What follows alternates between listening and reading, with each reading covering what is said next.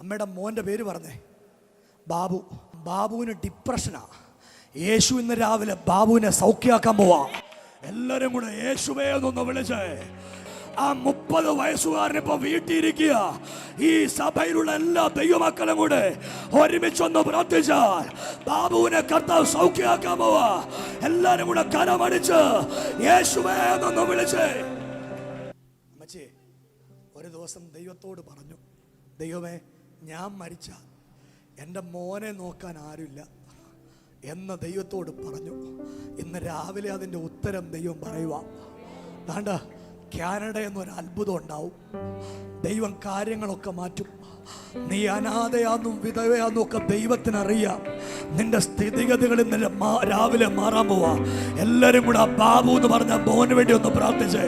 എല്ലാരും കൂടെ ഒന്ന് പ്രാർത്ഥിച്ചേ. യേശുവേ എന്നൊന്ന് വിളിച്ച് എല്ലാരും കൂടെ. അമ്മച്ചി എത്രാമത്തെ വയസ്സിൽ അവന് പേടി കിട്ടി? ചെറിയവന് ബാബു, അവന് 17-ാമത്തെ വയസ്സ്. 17-ാമത്തെ വയസ്സിലാ. ഇപ്പൊ 30 വയസ്സായി. അമ്മ ഇപ്പൊ വീട്ടിൽ ചെല്ലുമ്പോ ബാബു എഴുന്നേറ്റ് വന്ന് അമ്മയോട് വർത്താനം പറഞ്ഞ് ഒരത്ഭുതം വീട്ടിലുണ്ടാവുമ്പോ എല്ലാരും കൂടെ യേശുവേ എന്ന് വിളിച്ചേ.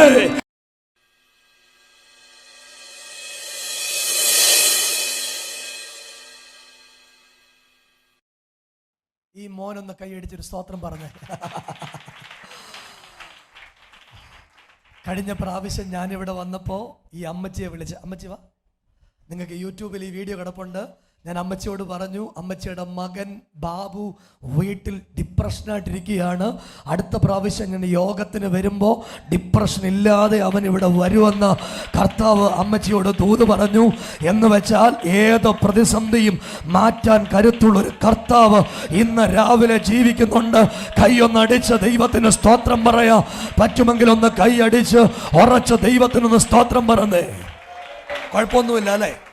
ആ ബാബു കുഴപ്പമൊന്നുമില്ലല്ലോ. പോയിരുന്നോ? ഒരു നല്ല ക്ലാപ്പ് കൊടുക്കും ബാബുവിന്.